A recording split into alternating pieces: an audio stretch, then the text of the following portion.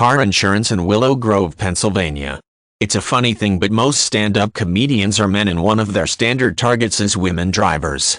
Perhaps it's a reflection of male insecurity, but men like to mock women, particularly when the evidence is that women are safer drivers than men. That's right. Every piece of evidence shows women get into fewer traffic accidents if fewer tickets, and if there is an accident, cause less damage. When it comes to collecting detail of traffic accidents, there's no one more careful to get all the evidence than insurance companies. They make their profit from being right about which groups of drivers are most likely to have an accident and then charging them the right premiums.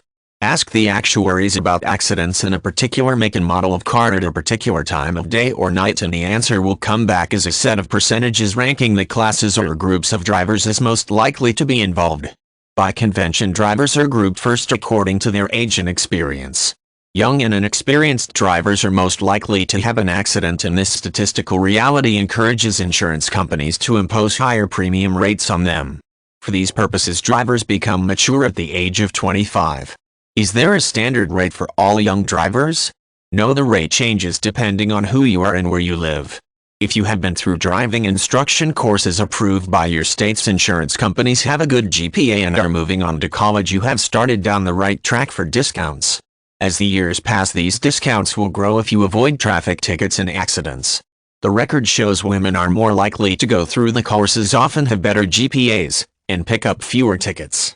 The only way for young men to get these discounts is to be more like girls of their age, that is, drive within the law and more slowly. Once we get into the post-25 range, the statistical differences grow wider. Women are less likely to commute long distances to work, will usually take the train or an airplane instead of driving long distances on holiday or other special occasions, and consistently commit fewer moving violations than the men. Because they drive more slowly, there is less damage if they are involved in an accident. On every point, they represent a lower risk than men and are rewarded with lower premiums solely based on their gender. How big a saving? It depends on the company. If the women stay in a general pool of drivers, their savings will be less because to some extent their good driving subsidizes the poor male driving. The best rates are in the women-only policies. Only when women get significantly older, that is beyond the age of 75 years, when their eyesight is growing weaker and the reflexes are not as fast, will the premiums go up again.